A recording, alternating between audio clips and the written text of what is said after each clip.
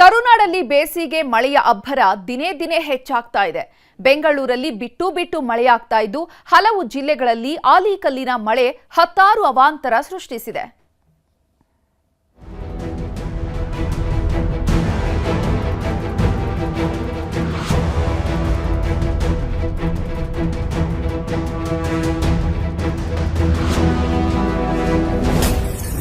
ಆಲಿಕಲ್ಲು ಮಳೆಗೆ ಕರುನಾಡು ಜನ ಕಂಗಾಲು. ಕೊಚ್ಚಿ ಹೋದ ಬೆಳೆ, ರೈತರ ಕಣ್ಣೀರ ಹೊಡೆ. ಇನ್ನೂ ಬೇಸಿಗೆಯೇ ಮುಗಿದಿಲ್ಲ, ಮಳೆಗಾಲವಂತೂ ಶುರುವಾಗಿಯೇ ಇಲ್ಲ. ಅಷ್ಟರಲ್ಲೇ ವರುಣನ ಅಟ್ಟಹಾಸ ಜೋರಾಗಿದೆ. ಅಕಾಲಿಕ ಮಳೆ ಅನ್ನೋದು ಕರುನಾಡ ರೈತರನ್ನೂ ಬಿಟ್ಟು ಬಿಡದೆ ಬಾಧಿಸ್ತಿದೆ. ಮೇಲಿಂದ ಮೇಲೆ ಸುರಿತಿರೋ ಆಲಿಕಲ್ಲು ಮಳೆ ರೈತರ ಬದುಕನ್ನೇ ಕೊಚ್ಕೊಂಡು ಹೋಗ್ತಿದೆ. ಹನಿ ನೀರಿಗೂ ಒದ್ದಾಡಿ ಬೆಳೆ ಬೆಳೆದಿದ್ದವರು ಕಣ್ಣೀರಿಡೋದಿಕ್ಕೆ ಶುರು ಮಾಡಿದ್ದಾರೆ. ಒಳ್ಳೆ ಬೆಳೆಯ ನಿರೀಕ್ಷೆ ಹೊತ್ತಲ್ಲೇ ಬೆಳೆಯೆಲ್ಲ ಮಣ್ಣು ಪಾಲಾಗಿದೆ. ಮಳೆ ಬಂದ್ರೆ ಅನ್ನದಾತರ ಬದುಕು ಹಸನಾಗುತ್ತೆ ಅಂತೀವಿ. ಆದ್ರೆ ಹೊತ್ತಲ್ಲದ ಹೊತ್ತಲ್ಲಿ ಸುರಿಯೋ ಮಳೆ ರೈತರ ಬದುಕನ್ನೇ ಛಿದ್ರ ಛಿದ್ರ ಮಾಡ್ತಿದೆ. ಚಿಕ್ಕಬಳ್ಳಾಪುರ ಜಿಲ್ಲೆಯಾದ್ಯಂತ ಸುರಿದ ಮಳೆಗೆ ಜನ ಅಕ್ಷರಶಃ ನಲುಗಿ ಹೋಗಿದ್ದಾರೆ. ಒಂದ್ ಕಡೆ ಬಿರುಗಾಳಿ, ಮತ್ತೊಂದ್ ಕಡೆ ಆಲಿಕಲ್ಲು ಮಳೆ. ಇದರಿಂದಾಗಿ ಅಪಾರ ಪ್ರಮಾಣದ ಮಾವು ಬೆಳೆ ನೆಲ ಕಚ್ಚಿದೆ. ಅಷ್ಟೇ ಅಲ್ಲ, ದ್ರಾಕ್ಷಿ, ಹೂತೋಟಗಳು ಸಹ ಸಂಪೂರ್ಣ ನಾಶವಾಗಿದೆ. ಮತ್ತುಕದಹಳ್ಳಿ, ಕನ್ನಮಂಗಲ, ಚಿಂತಾಡಿಪಿ ಭಾಗಗಳಲ್ಲಿ ಮಹಾಮಳೆ ಸುರಿದಿದೆ. ಕೈಗೆ ಬಂದ ತುತ್ತು ರೈತರಿಗೆ ಬಾಯಿಗೆ ಬಾರದಂತಾಗಿದೆ. ನಮ್ಮ ಕಸ್ಬಾ ಹೋಬಳಿ ನಮ್ಮ ಈ ತರ ನಷ್ಟ ಆಗೋಗ್ಬಿಟ್ಟಿದೆ. ಮಾವಿನಕಾಯಿಗಳು ಉದುರಿ, ಮಳೆ ಬಿರುಗಾಳಿಗ ಆನೆಕಲ್ಲು ಬಿದ್ದು ಇಷ್ಟಂತ ಎಲ್ಲ ಲಕ್ಷಾಂತರ ರೂಪಾಯಿ ನಮ್ಗೆ ನಷ್ಟ ಆಗುತ್ತೆ. ಇದಕ್ಕೆ ನಿಮ್ಗೆ ಸಂಬಂಧಪಟ್ಟ ಅಧಿಕಾರಿಗಳು ನಾವು ಗಮನಕ್ಕೆ ತರ್ತಾ ಇದ್ದೀರಿ. ಬೇಸಿಗೆ ಮಳೆ ಸಾವು ನೋವುಗಳನ್ನ ಹೊತ್ಕೊಂಡು ಬರ್ತಿದೆ. ಸಿಡಿಲ ಹೊಡೆತಕ್ಕೆ ಮೇಲಿಂದ ಮೇಲೆ ಜೀವಗಳು ಉರುಳಿ ಹೋಗ್ತಿವೆ. ಶಿಡ್ಲಘಟ್ಟ ತಾಲೂಕಿನ ಕುಂಬಾರಹಳ್ಳಿಯಲ್ಲಿ ನಾರಾಯಣಸ್ವಾಮಿ ಅನ್ನೋರು ಸಿಡಿಲ ಬಡಿತಕ್ಕೆ ಸಾವನ್ನಪ್ಪಿದ್ದಾರೆ. ಊಟ ಮುಗಿಸಿ ಮನೆಯ ಹೊರಗಡೆ ಕೂತಿದ್ದ ವೇಳೆ ಸಿಡಿಲು ಅಪ್ಪಳಿಸಿದೆ. ಇನ್ನು ಬೆಂಗಳೂರು ದಕ್ಷಿಣ ಜಿಲ್ಲೆಯಾದ್ಯಂತ ಬಿಟ್ಟು ಬಿಡದೆ ಸುರಿದ ಮಳೆಗೆ ಬಾಳೆ ತೋಟವೇ ಸರ್ವನಾಶವಾಗಿದೆ. ಹಕ್ಕಿನಾಳು ಗ್ರಾಮದ ಕೃಷ್ಣಪ್ಪ ಅನ್ನೋರು ಸಾಲ ಸೋಲ ಮಾಡಿ ಬಾಳೆ ಬೆಳೆದಿದ್ರು. ಒಂದು ಒಳ್ಳೆ ಬೆಳೆ ಬಂದಿದ್ರಿಂದ ಈ ಬಾರಿ ಒಳ್ಳೆಯ ಲಾಭ ಬರುತ್ತೆ ಅನ್ನೋ ನಿರೀಕ್ಷೆಯಲ್ಲಿದ್ರು. ಆದ್ರೆ ಬಿರುಗಾಳಿ ಮಳೆಗೆ ಬಾಳೆ ತೋಟವೇ ನೆಲಕಚ್ಚಿ ಹೋಗಿದೆ. ಲಕ್ಷಾಂತರ ರೂಪಾಯಿ ಸುರಿದವರು ಕಣ್ಣೀರಿಡ್ತಿದ್ದಾರೆ.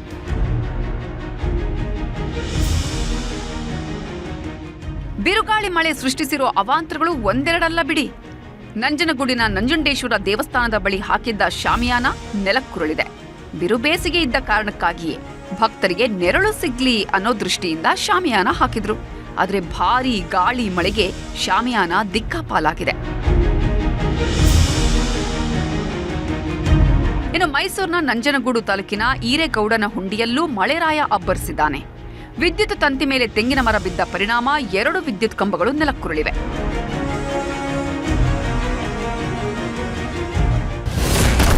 ಬೆಂಗಳೂರಲ್ಲಿ ಇವತ್ತು ಅಬ್ಬರಿಸಿದ ವರುಣದೇವ.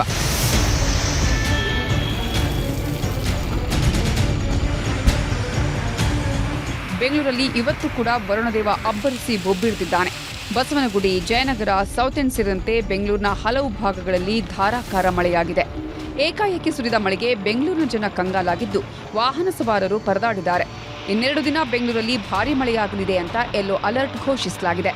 ಬೆಂಗಳೂರಿನ ಅನೇಕ ಕಡೆಗಳಲ್ಲಿ ರಸ್ತೆ ಎಲ್ಲ ಜಲಾವೃತ ಆಗಿ ಹೋಗಿದೆ. ನಾನೀಗ ಜಿಬಿಎ ಮುಖ್ಯ ಕಚೇರಿಯ ಕೂಗಳತೆ ದೂರದಲ್ಲಿರುವಂತಹ ಜೆಸಿ ರೋಡ್ ನಲ್ಲಿದ್ದೀನಿ. ಈ ರಸ್ತೆಯ ಹಣೆಬರನು ಅಷ್ಟೇ ನೀವು ದೃಶ್ಯದಲ್ಲಿ ಗಮನಿಸ್ತಾ ಇದ್ರೆ ಕಂಪ್ಲೀಟ್ ಆಗಿ ನೀರು ತುಂಬಿಕೊಂಡು ಬಿಟ್ಟಿರುವಂತಹದ್ದು. ಅಂದ್ರೆ ಮಳೆ ಬಂದು ನಿಂತರೂ ಕೂಡ ಈ ರಸ್ತೆಯಲ್ಲಿರುವಂತಹ ನೀರು ಕ್ಲಿಯರ್ ಆಗಿಲ್ಲ.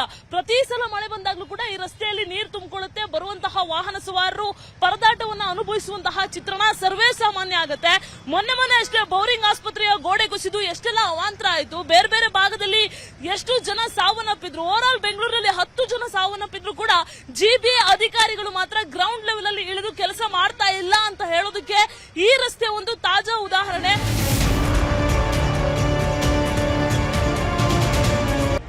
ಬೆಂಗಳೂರಲ್ಲಿ 3 ದಿನದ ಹಿಂದೆ ಸುರಿದ ಮಳೆಯ ಅವಾಂತರ ಇನ್ನೂ ಕಡಿಮೆಯಾಗಿಲ್ಲ. 2 ಗಂಟೆಯ ಮಳೆ ಅಲ್ಲೋಲ ಕಲ್ಲೋಲವನ್ನೇ ಸೃಷ್ಟಿಸಿದೆ. ರಸ್ತೆಗಳು ಕೆರೆಯಂತಾಗಿದ್ರೆ ಅಂಡರ್ ಪಾಸ್ಗಳು ಸಮುದ್ರದಂತಾಗಿದ್ವು. ಅದೆಷ್ಟೋ ಬೈಕು, ಕಾರುಗಳು ಅಪ್ಪಚ್ಚಿಯಾಗಿ ಹೋಗಿದ್ವು. ಇದೀಗ ಜಿಬಿಎ ಕೊಟ್ಟಿರೋ ವರದಿ ಪ್ರಕಾರ 287 ಮರಗಳು ಧರೆಗುರುಳಿದ್ದು 30% ಮರಗಳನ್ನ ಇನ್ನೂ ತೆರವೇ ಮಾಡಿಲ್ಲ. ವಸುದೇವ ಕುಟುಂಬ ಅನ್ನೋ ಧಾರಾವಾಹಿಯ ನಟಿಯರು ಇವತ್ತು ಸಿಡಿದೆದ್ದಿದ್ರು. ನಮಗೆ ಲಕ್ಷ ಲಕ್ಷ ಸಂಭಾವನೆ ಕೊಡದೆ ಮೋಸ ಮಾಡ್ತಿದ್ದಾರೆ ಅಂತ ಚಳಿ ಬಿಡಿಸಿದ್ದಾರೆ. ನಟಿ ಹಂಸ ರೊಚ್ಚಿಗೇಳ್ತಿದ್ದಂತೆ ನಿರ್ಮಾಪಕ ಎಸ್ಕೇಪ್ ಆಗಿದ್ದಾನೆ. ಹಂಸ ನಾರಾಯಣಸ್ವಾಮಿ ಕನ್ನಡ ಸಿನಿಮಾ ರಂಗದ ಹಿರಿಯ ನಟಿ.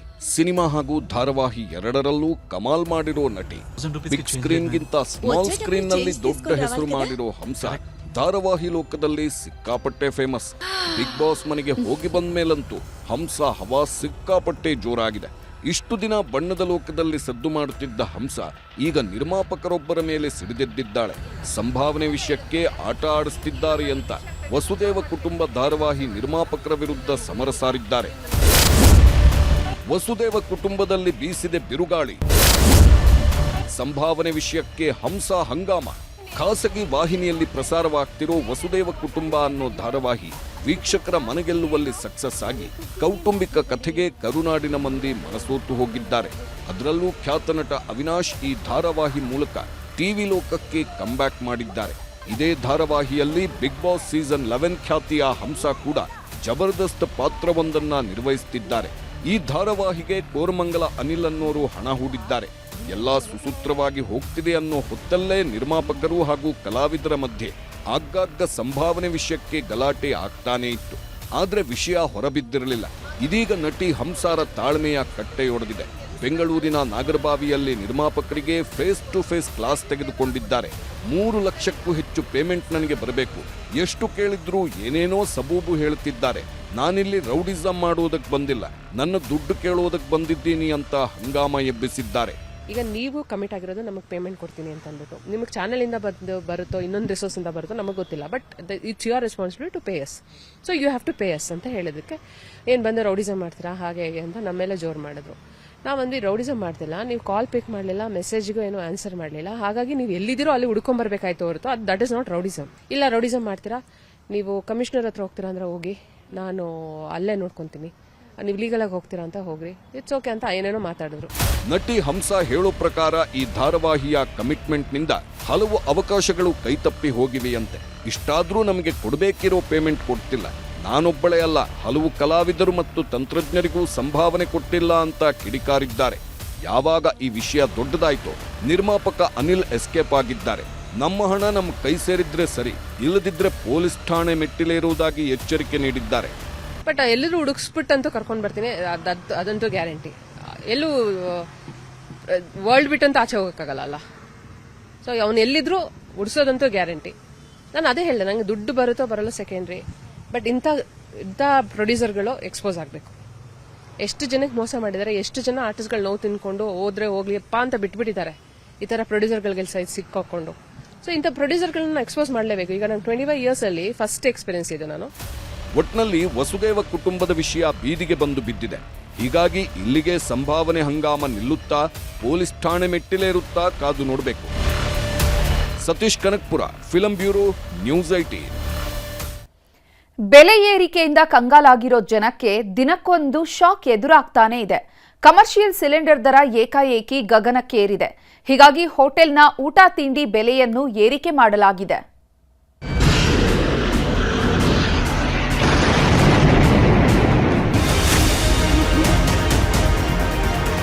ಇಂದಿನಿಂದ ಕಮರ್ಷಿಯಲ್ ಗ್ಯಾಸ್ ಬೆಲೆಯನ್ನು 990 ರೂಪಾಯಿಯಷ್ಟು ಹೆಚ್ಚಿಸಿರುವುದು ಆಶ್ಚರ್ಯಕರವಾಗಿದೆ. ತಿಂಡಿ ತಿನಿಸುಗಳ ಬೆಲೆ ಅನಿವಾರ್ಯವಾಗಿ ಹೆಚ್ಚಿಸಬೇಕಾಗಿದೆ.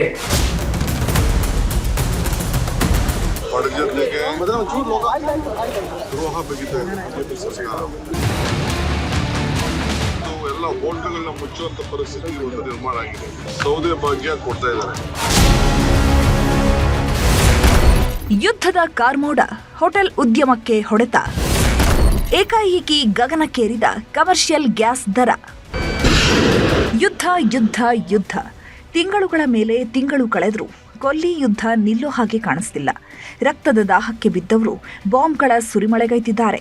ಒಂದು ಸಾರಿ ಸಂಧಾನ ಅಂತಾರೆ, ಮತ್ತೊಂದು ಸಾರಿ ಯುದ್ಧ ನಿಲ್ಲಲ್ಲ ಅಂತಾರೆ. ಹೀಗೆ ಅಡ್ಗೋಡೆ ಮೇಲೆ ದೀಪ ಇಟ್ಟಂತೆ ಇರಾನ್ ಇಸ್ರೇಲ್ ವಾರ್ ನಡೀತಾನೇ ಇದೆ. ಆದರೆ ಇದೇ ಯುದ್ಧದ ಎಫೆಕ್ಟ್ ಕರುನಾಡನ್ನ ಬಿಟ್ಟು ಬಿಡದಂತೆ ಕಾಡ್ತಿದೆ. ಅಲ್ಲಿ ಬೆಂಕಿ ಮಳೆ ಆಗ್ತಿದ್ರೆ ಇಲ್ಲಿ ಬೇಯಿಸೋದಕ್ಕೆ ಬೆಂಕಿಯೇ ಇಲ್ಲದಂತಾಗಿದೆ. ಗ್ಯಾಸ್ ಅನ್ನೋದು ಜನರ ಜೀವ ಹಿಂಡುತ್ತಿದೆ. ಇದರ ಮಧ್ಯೆ ಈಗ ಏಕಾಏಕಿ ಕಮರ್ಷಿಯಲ್ ಸಿಲಿಂಡರ್ ದರ ದುಪ್ಪಟ್ಟಾಗಿದೆ. ಹೀಗಾಗಿ ಹೋಟೆಲ್ನಲ್ಲಿನ ಊಟ ತಿಂಡಿಗಳ ಬೆಲೆಯೂ ಗಗನಕ್ಕೇರಿದೆ.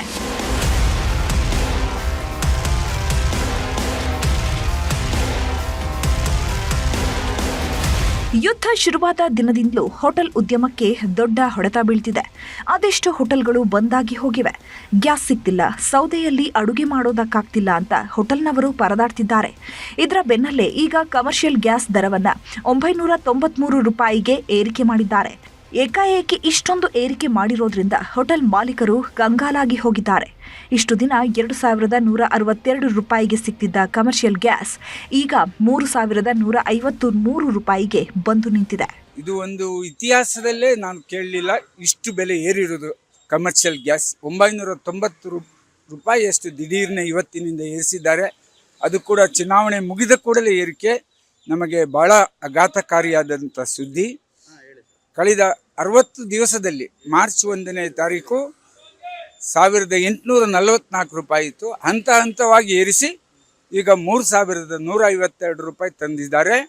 ಇದು ನಿಜವಾಗಿಯೂ ಬೇಸರದ ವಿಷಯ. ಇದರಿಂದ ಹೋಟೆಲ್ ಮಾಲೀಕರಿಗೆ ಮಾತ್ರ ಅಲ್ಲ, ನಮ್ಮ ನೆಚ್ಚಿನ ಗ್ರಾಹಕರಿಗೂ ತೊಂದರೆ ಆಗ್ತದೆ. ಹೋಟೆಲ್ನಲ್ಲಿ ತಿಂಡಿ ತಿನಿಸುಗಳು, ಊಟದ ಬೆಲೆ ಅನಿವಾರ್ಯವಾಗಿ ಏರಿಕೆ ಆಗಲಿದೆ. ಏಕಾಏಕಿ ಸರ್ಕಾರ, ಕೇಂದ್ರ ಸರ್ಕಾರ ಈ ಮಟ್ಟಿಗೆ ಜಾಸ್ತಿ ಮಾಡಿದ ಗ್ರಾಹಕರಿಗೆ, ಮುಖ್ಯವಾಗಿ ಗ್ರಾಹಕರು ಹೋಟ್ಲಿನ ಆಹಾರ ಪದಾರ್ಥಗಳನ್ನೇ ನೆಚ್ಚಿಕೊಂಡು ಹೋಟ್ಲಲ್ಲೇ ಊಟ ತಿಂಡಿ ಮಾಡುವಂಥ ಗ್ರಾಹಕರಿಗೆ ಬಹಳ ಕಷ್ಟ ಆಗುತ್ತೆ. ಯಾಕೆಂದರೆ ಹೋಟ್ಲ್ ಉದ್ಯಮಗಳು ಕೂಡ ಈ ಬೆಲೆ ಏರಿಕೆಯಿಂದ ಯಥಾಸ್ಥಿತಿ ಬೆಲೆಗಳಿಗೆ ಕೊಡ್ಲಿಕ್ಕಾಗೋದಿಲ್ಲ. ಈಗಾಗಲೇ ಕೆಲವರು ನೀವೆಲ್ಲ ಗೊತ್ತಿದ್ದರಿಂದ 5 ರೂಪಾಯಿ 10 ರೂಪಾಯಿ ಜಾಸ್ತಿ ಮಾಡಿದ್ದಾರೆ.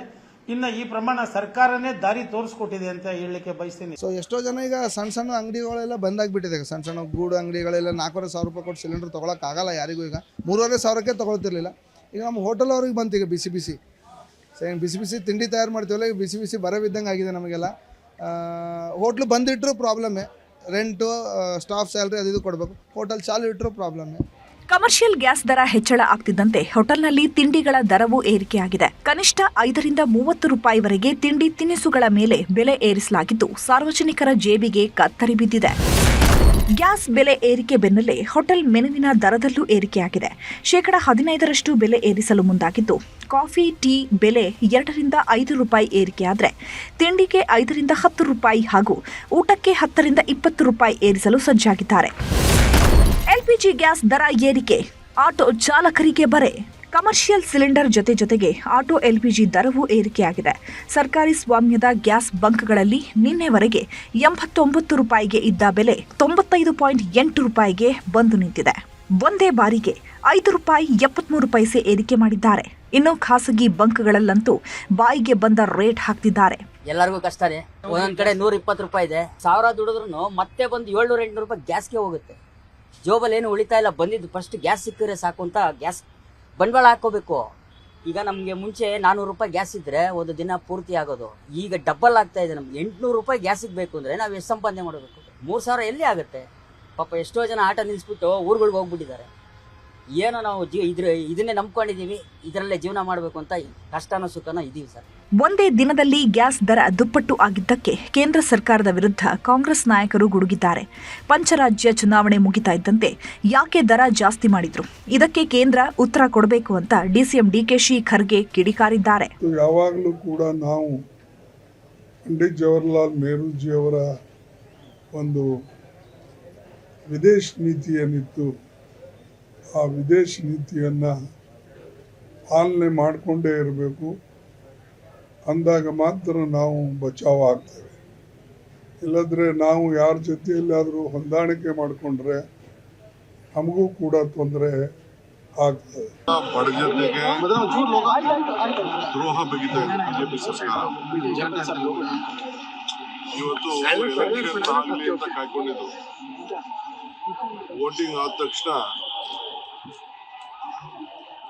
ಇವತ್ತು ಎಲ್ಲ ಬೆಲೆಗಳನ್ನು ಜಾಸ್ತಿ ಮಾಡಲಿಕ್ಕೆ ಆದೇಶ ಕೊಡ್ತಾ ಇದ್ದಾರೆ. ಇವತ್ತು ಎಲ್ಲ ಹೋಟೆಲ್ಗಳನ್ನ ಮುಚ್ಚುವಂತ ಪರಿಸ್ಥಿತಿ ಇವತ್ತು ನಿರ್ಮಾಣ ಆಗಿದೆ. ಸೌದೆ ಭಾಗ್ಯ ಕೊಡ್ತಾ ಇದ್ದಾರೆ. ಅರಣ್ಯ ಇಲಾಖೆಯವರು ಸೌದೆನೂ ತರಕ್ ಬಿಡಲ್ಲ. ಒಟ್ನಲ್ಲಿ ಕೊಲ್ಲಿ ಯುದ್ಧ ಜನರನ್ನ ಬಿಟ್ಟು ಬಿಡದೆ ಕಾಡ್ತಿದ್ದು ಗ್ಯಾಸ್ ಗಂಡಾಂತರ ದಿನೇ ದಿನೇ ಹೆಚ್ಚಳವಾಗ್ತಿದೆ. ಆಶಿಕ್ ಮುಲ್ಕಿ, ನ್ಯೂಸ್ 18, ಬೆಂಗಳೂರು.